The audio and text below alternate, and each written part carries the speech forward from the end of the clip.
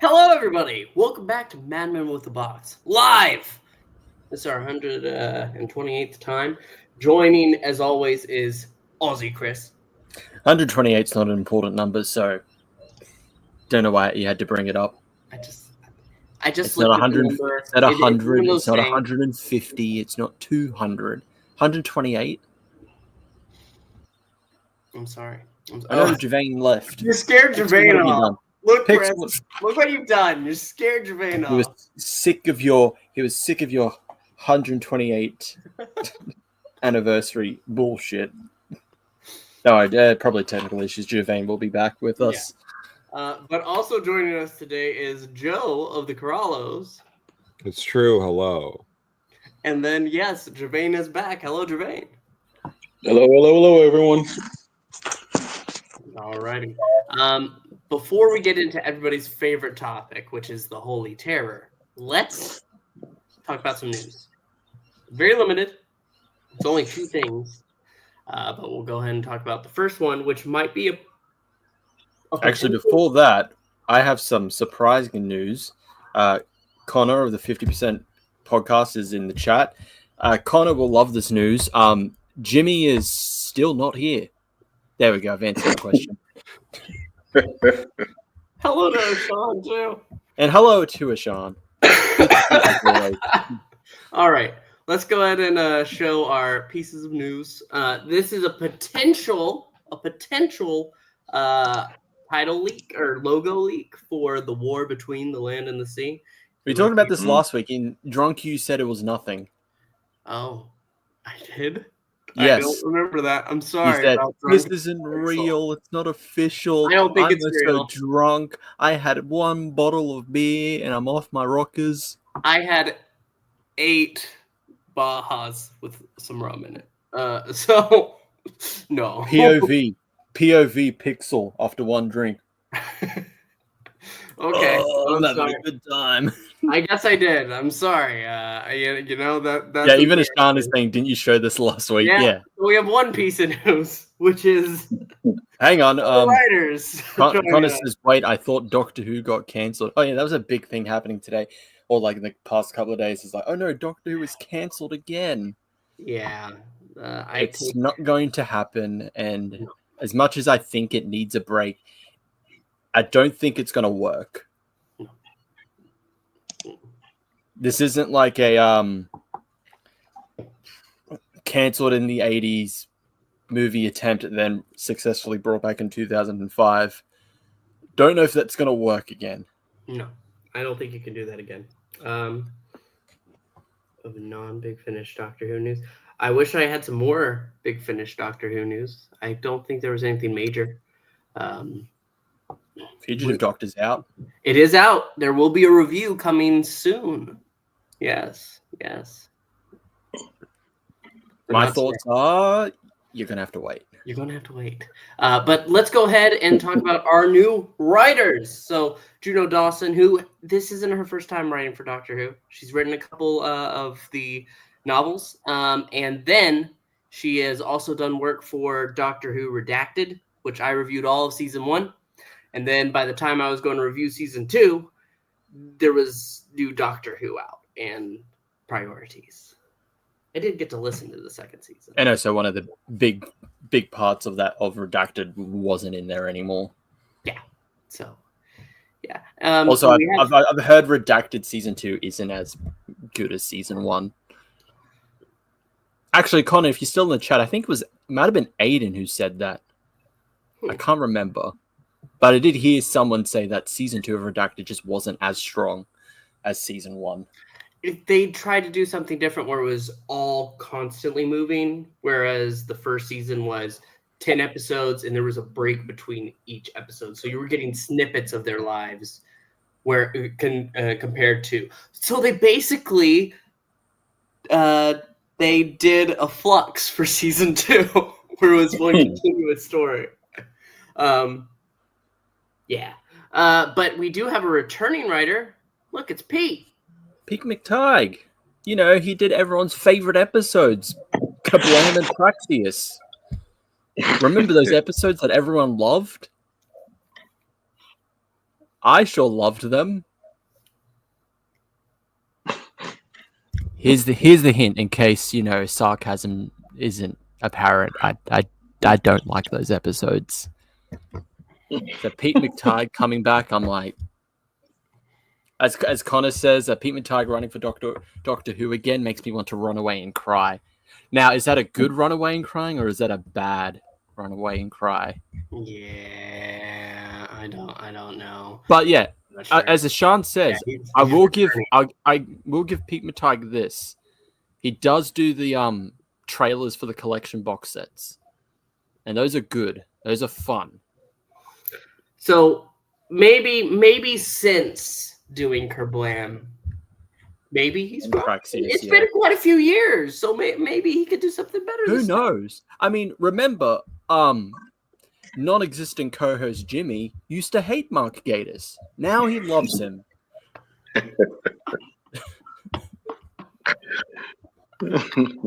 And if he was here, he would agree.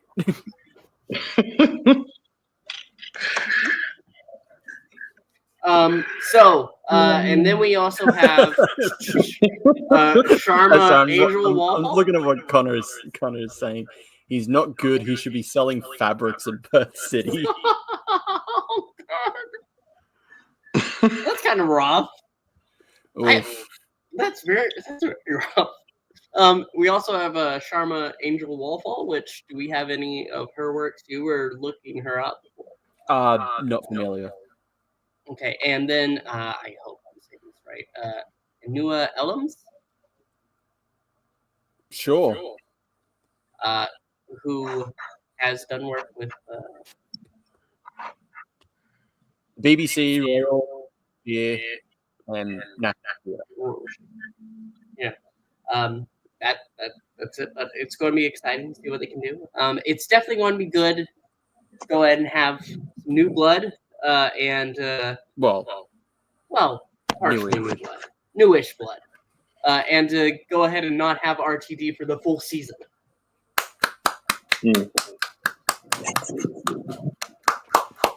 That's my big thing. I'm so happy. Less RTD. Hopefully, he focuses on the beginning of the season and the end of the season, and it will be really strong this time.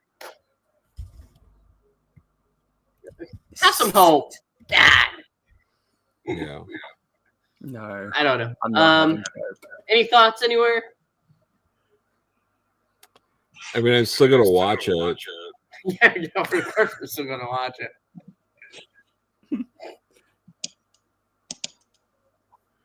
As Connor says, whoever thought we'd be excited that RTD isn't writing. I'm still excited. I think even with Empire Death, we did have good episodes. Okay, we've had that. Yeah. Let's move on. Let's talk about something more important, which is penguins.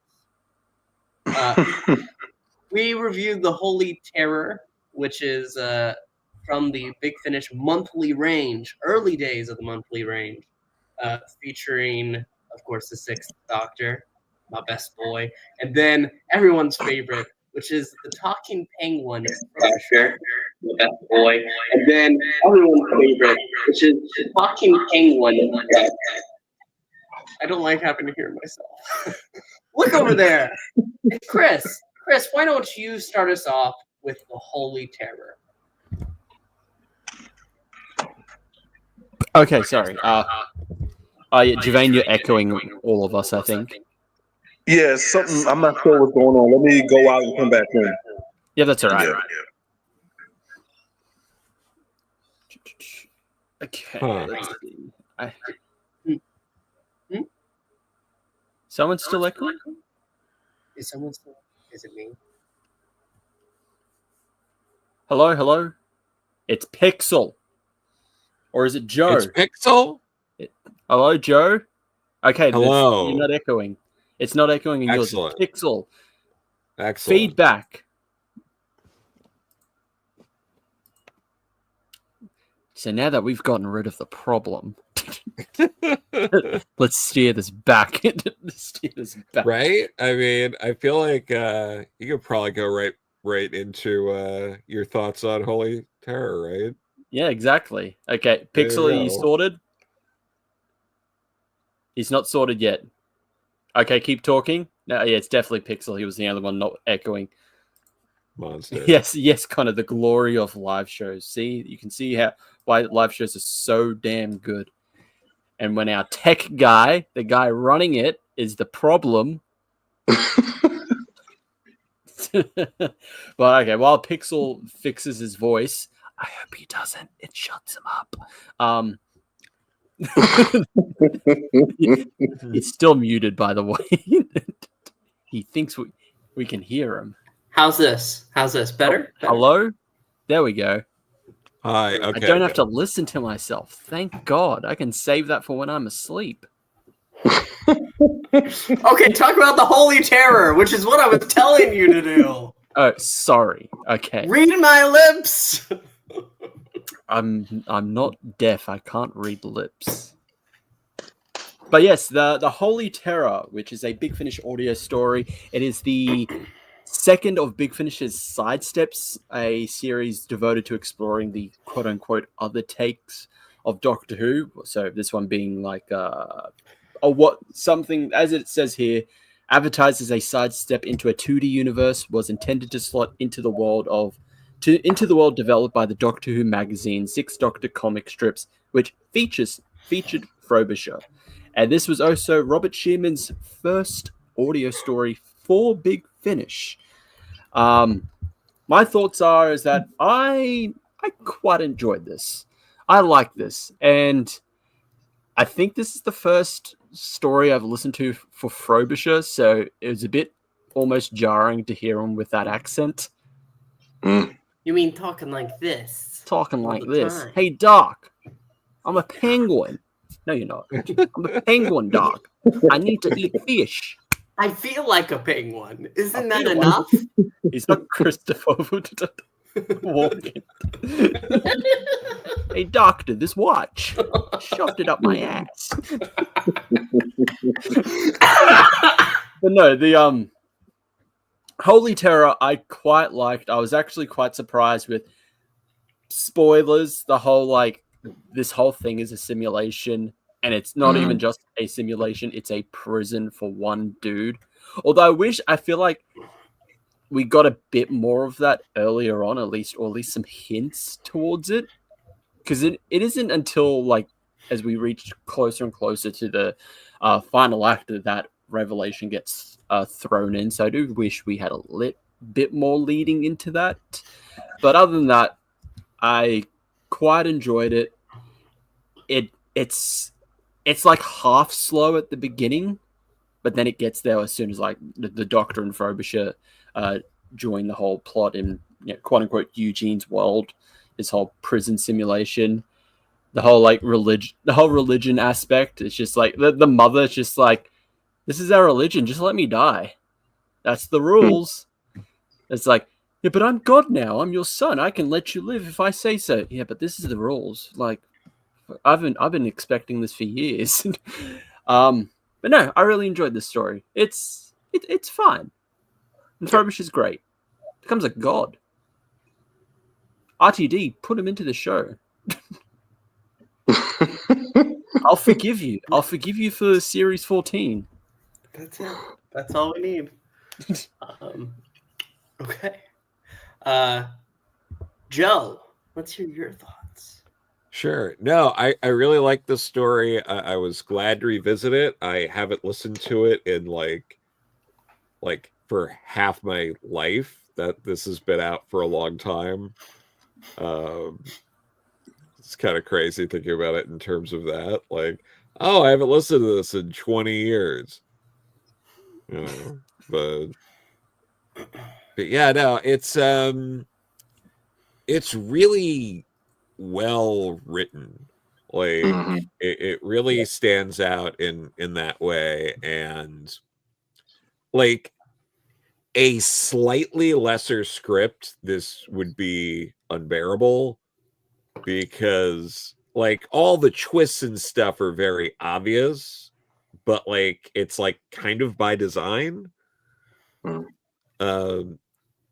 So I mean, there's a couple of things towards the end that aren't like as obvious, but like the twists that you're supposed to encounter along the way are like, it leans into the tropes, but it does it in a way where you feel like that's what's supposed to be happening. So you go with it. I think if the script wasn't as good, this story would be very difficult to get through. But like the script really makes this one stand out. It fits in tone. Like this does a great job of genuinely feeling like a Colin Baker story from his original tenure, but being made in the 2000s. Yep. Like it felt like a very natural increase in the violence in a way that just sort of fit the times, less than feeling jarring and not like the character. So I really like that as well. But I will leave it for other people to add to it. Okay. Gevain. No, yeah, I agree with both points, especially with Joe's last point. It's like, for me, this really felt like a really great showcase for the Sixth Doctor.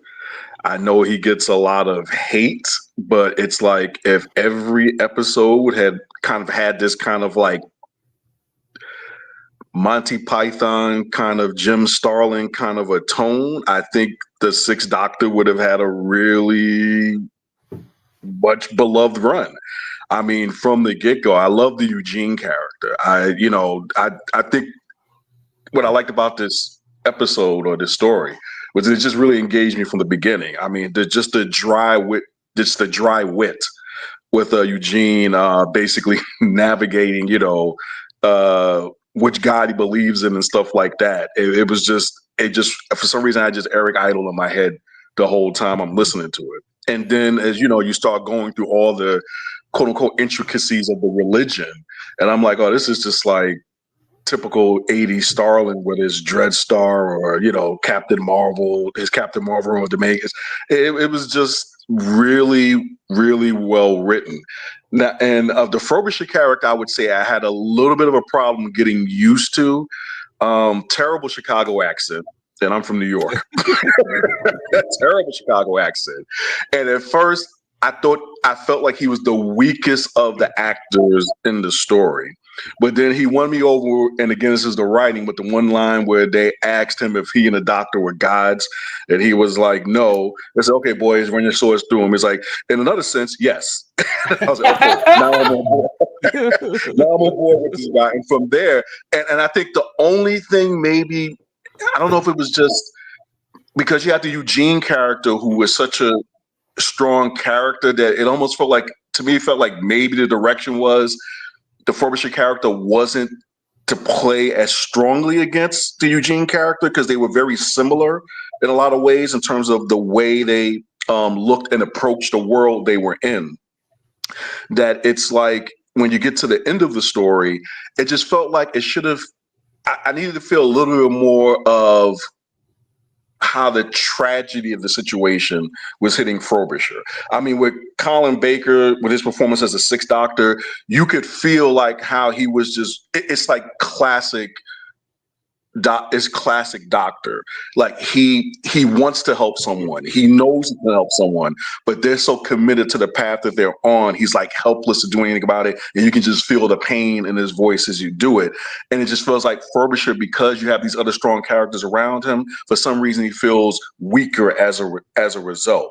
When clearly he's in a lot of ways the hero of the story in a sense, and it's like kind of like him and the Doctor are paralleling, and I think they missed the opportunity to play that up a little bit more. That they both were doing the same things and failing equally spectacularly. I just felt like it hit the Doctor. It felt like from the performance, it hit the Doctor more than it did Frobisher. This for me, it's like with this Big Finish stuff. I think like I've listened to a few of these along with you guys, and the two favorites of mine have been the ones featuring Six, and this is one of them, and the other one was with the Velyard, I believe, if that was the character, because I thought that was very intense and very engaging, and never got lost throughout the story, anything along those lines, and it makes me hopeful for Jodie's run with Big Finish, that her character will similarly get, like, in a sense, some redemption stories and a redemption arc. But even the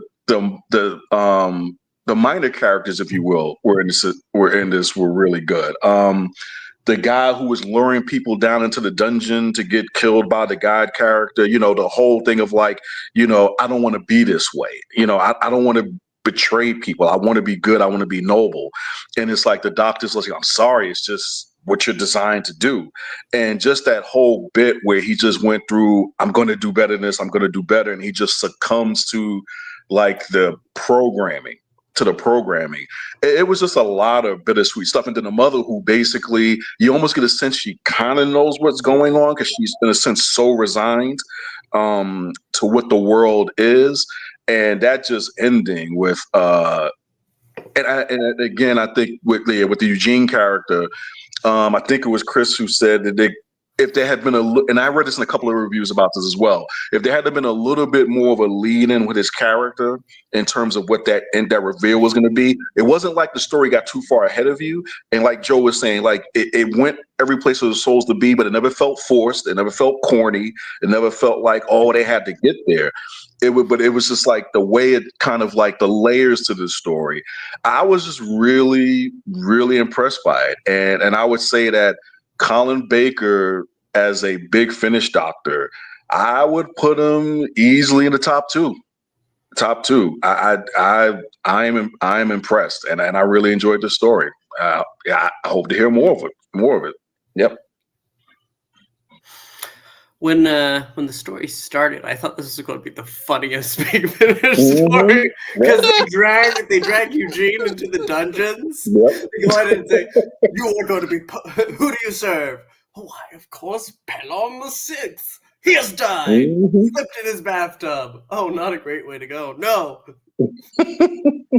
Everybody who doesn't serve the new Emperor God, Pelon the Seven, is put to death. Unless you recant immediately. And he's like, "What do you do?" And he's like, "Oh, I recant that." Oh, yep. Oh, that's all John Good. That's good. Sorry, you know the formalities. Yep. Hilarious. And you have the characters, because that's how it's played. It's ridiculous. Yep. But then it becomes, once you get past the middle point, it becomes the most tragic story that you've heard.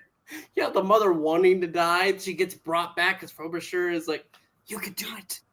I want you to do it. I believe in you." And they're just like, "No, I've been wanting this. Let me die." And then you have Eugene, and it is a tragic story. And then at the end, you're just left with this kind of bleak feeling. It somehow starts super hilarious, and it just becomes this utter tragedy. I love it. I really do love it. I was surprised. I had to listen to 4 Big Finish stories today, and this was absolutely the best one. And this is great. I absolutely love it. If you were to give it a number, though, what would you do? Me? I would probably give it... Oh, this is tough. Yep. It is tough. I'm going to give it a 7.5, but like in parentheses, very high. 7.5. I really enjoyed it. There are other Big Finish stories that are like, I feel like are better, but I really enjoyed it. And as I just realized, as Pixel was saying, yeah, like the whole start of the story, yeah, a little bit slow, but it makes you feel like it's going to be an entirely different story. It feels like, oh, this is just going to be like this, like kind of over the top, like comedic, like thing about like religion, about this whole society, and then it diverges away from that, and it's like, oh no, this is a completely different story, and it's it's going to get a bit tragic towards the end, which is interesting because, like, looking up in the trivia, this is one of two stories where every character except the Doctor and his companion dies. Yep. The other one is Horror of Fang Rock. That's the only other story. So it's odd that it's actually surprising it's only just these two, which is everyone else dies. So, yeah, it's a very, very high 7.5 out of 10 for me. Okay. Joe? Yes. Yeah. Yeah, no, I've been a fan of this one for a long time. And listening to it again, like it still, hits me where it needs to hit me. I think I'm gonna go with a 9, like 9 out of 10. Like, it's not perfect. There's a few issues with it, but like overall, I think just the performances and the writing just like elevate this so much. Like, it is absolutely one of the Big Finish stories I would recommend someone listen to like get into Big Finish. So we'll go that way. Okay. Gevain, do you have a number for me? Yeah, my original number, if I was going to be perfectly honest, was going to be 9.5. The only reason I'm not going to go 9.5 is I'll take Chris's point. I'm sure there are other Big Finish stories out there that are better than this. I have not heard them yet, but I consider the Veil Yard one of them. So I don't remember what I rated the Veil Yard, so I don't want to go too high because I thought that was pretty much up there. Yeah. But like what everyone's saying is that I'm going to go with a 9. And my only real thing was the Frobisher performance in the beginning, and I think throughout, but I think that's not maybe a fault of the performance. It's just the strength of the other performances. But I agree with Pixel 1,000%. The way they managed and handled the tone shift in this is pretty damn masterful. I mean, I was like, this went from Monty Python to a Shakespearean Greek tragedy, and it did so effortlessly by taking all of these characters that basically it was like this big comedy troupe. I mean, it reminded me, I was really thinking, I'm like, oh, this is like a Black Adder episode. Like, my favorite iteration of Black Adder is like the World War I version, and it was just reminiscent of all these great BBC comedies that I like. And then it went someplace that I almost, to a certain extent, I had to listen to it 2 or 3 times just to try to figure out how we got there. So I give it I'm with Joe. I'll go with Joe. I'm a 9 on this one. Yep. Okay. And I am also going to agree. I'm going to go 9. Sean also went 9. Yeah, this is a really great story. I'm honestly surprised about how good it is. Mm-hmm. Yeah, good, no, it's good. Maybe. Yeah, and to Joe's point, it's something that if you were to introduce somebody, it made me want to hear more Big Finish, and definitely more of 6. Yep. Mm-hmm. But what about more Frobisher? I could see it. I could see it because the first time I heard you guys mention Frobisher, because I had no idea about this companion, and so when they were talking about this giant talking bird, so I had to go to the internet and look him up, and I was like, really? But so I wasn't sure how beloved he was or wasn't, but I would like to see more Frobisher at this point. This made me want this at this point. This episode, this story's made me. I would like to see some animated adaptations of these. I would like to see those kind of things. I think some of these Big Finish, I like to visually see them. I don't think it would lessen my audio experience, but this is one where like I said, I think Big Finish is probably the place where good doctors get to regenerate into what they should have been the first time, or bad doctors get to regenerate into what they should have been the first time. And that's definitely the case for 6, and I'm hoping the same for, if I get my numbers right, 13. I think so, yeah, for Joey. I don't know if this is true. If this is the most sold Big Finish story, more than even Chimes of Midnight, which was also Robert Sherman, as well as Jubilee. That's literally just the Barack Obama giving Barack Obama a medal.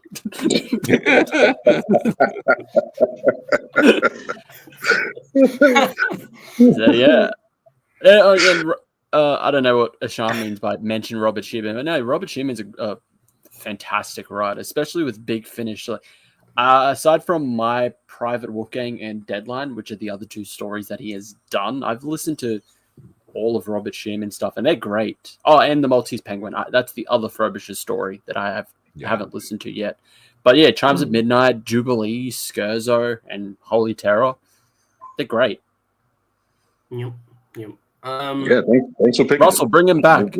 Okay, Russell, bring Frobisher, bring Robert Shearman back. I'll forgive you for Series 14. Maybe. We'll see how you deal with them, how you implement them. I'm still the most forgiving here. But that is pretty much our show this week. What is our topic next week supposed to be, Chris? We can go ahead and kill a little time by figuring out what's next. We've done Big Finish now. Last week we put two against each other, which kind of counts as a topic. Yep. Yeah, and since I missed it last week, I like to say for me it was Robot.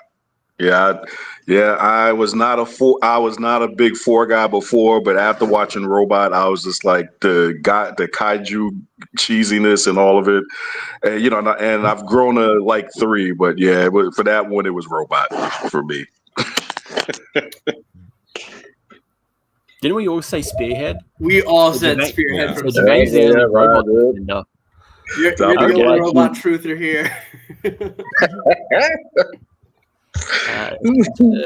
Ashan says we might get a novelization of Holy Terror if the others are successful.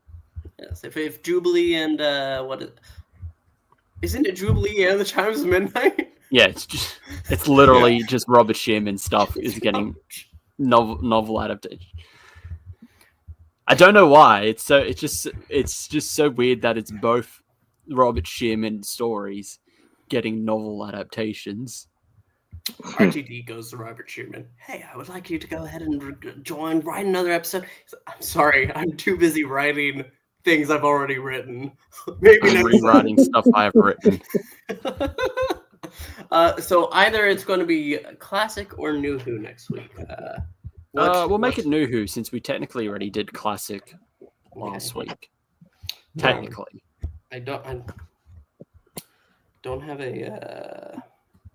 Oh well, I guess we can use my 12-sided die and just say that 8 doesn't have anything except the movie, so we just move it down by 1. And we got a 10, which using that logic would be 11, I think. Yes. What? I used a 12-sided die. The 8th Doctor only has the movie. We've already reviewed the movie. So we take out the 8th Doctor. And we move every other Doctor down by 1. So 9 would 8. Oh, okay. 9 would be 8. You're including Classic as well. I was so fucking confused. Yeah. It's like, I'm rolling an 8-sided die for 8, 9, 10, that. 11, 12 for 6 Doctors. Yeah, you're good through 1 through 7. You didn't specify that. I was like, man, this guy can't fucking count. He looks smart, but he isn't. How dare you? You're right, because I just said we do New Who, and then I said, okay, I'll include all the Doctors. That's great. So the thing is, I re-rolled with a D6 instead, so we ignored 6. And we got the 10th Doctor. What do you mean ignore 6? That'd be 13. You mean ignore 1, which is 8. What's your pixel up I'm into confusing you. I know what you mean. You lost me. It's the 10th Doctor now, okay? Okay. Yeah. So 4 seasons. Okay. I have a dice with that number. Thank Christ. We're doing his first season, which is series 2. Oh boy, what haven't we done for series 2? Jesus. All right. We have done for series 2. What have we done for series 2? We've definitely done Love and Monsters. Mm-hmm. We did the finale, didn't we? Oh yeah, we did Army of Ghosts and Doomsday. I think that's it. Okay. So how many episodes So we do we got- have left? So we got Christmas Invasion, New Earth, Tooth and Claw, School Reunion, Girl in the Fireplace, the Cybermen 2-parter, Idiot's Lantern, the Devil 2-parter, and Fear Her. We did the Beast Below, didn't we? Beast Below that's Matt Smith. Or not Beast Below. What is it? The Satan's Pit and. Okay, we did. So Christmas, New Earth, Tooth and Claw, School Reunion, Girl, Cyberman, Idiot's Lantern, Fear Her. Okay. Roll it. 7. We have 7 options. One of them's a 2-parter. Roll a D8. The fourth option. Christmas. School Reunion. Okay. Oh, wow. Okay. Sure. Very nice. Yeah, let's just Very go. nice. Our first foray into a classic companion. Yep. Yeah, we can do School we go. Reunion. Sounds Sean good. says if we do Mark Gatiss, Jimmy might come back. Roll it again. We may need to make sure it lands on Idiot's Lantern. 7. No. That's Fear Her. Shit. Done. What have we We're doing School done? Reunion. We're doing School Reunion. Okay, yeah. So, yep. Next week we will be doing School Reunion as part of our weekly reviews. Yes, the Krillitanes with Anthony Head. Mm-hmm. This'll be something. It'll be something. Anthony Head, who then narrated Doctor Who Confidential, and then was a villain in a trilogy in Big Finish. I can't remember the character's name, but he was a villain. The Excelsis trilogy.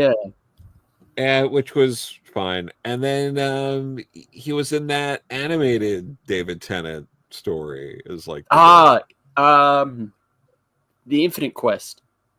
yes, yeah, Yes, he was the villain. And then he was Uther and Merlin, which has a whole lot of Doctor Who actors. British And he was television, Giles in they Buffy only the have Vampire, so he had none. one closet, and they just drag a Doctor Who actor out of the closet to be in their show. That's the prerequisite. If you haven't been in Doctor Who, you're not a British actor. Here you go. That's right. Well, Sorry, what is it? Is Tom Holland British? Yeah. I believe so. yeah, but was he ever in British television? I don't know. He's not a real British actor. He hasn't been in Doctor Who. Worst Spider-Man, am I right? I like Andrew Garfield was in Doctor Who. Holland hate for the Spider-Man. He was good. Anyway, I like it. Yeah, he's better than. I'm gonna say it. He was better than McGuire. I wanna put some dirt in your eye. Too. Yeah, I can't say that because of Spider-Man too. But Spider-Man 2, the best Spider-Man movie ever. absolutely. I don't know. Nothing will ever Spider-Man 3 is kind of iconic for some things. All the wrong reasons. Stings, That's why doesn't it? Holland still has a shot. All right. You want Before this forgiveness? becomes- Get religion. Before this becomes the Spider-Man channel. Thanks, Right. everybody, for joining. Yes. We hope Thank you. you had a great time. We'll see you next week for a school reunion. Imagine if Jimmy showed up. It would be a real reunion then. All right, bye. It's never going to Take happen. care. Bye. We should have done Idiots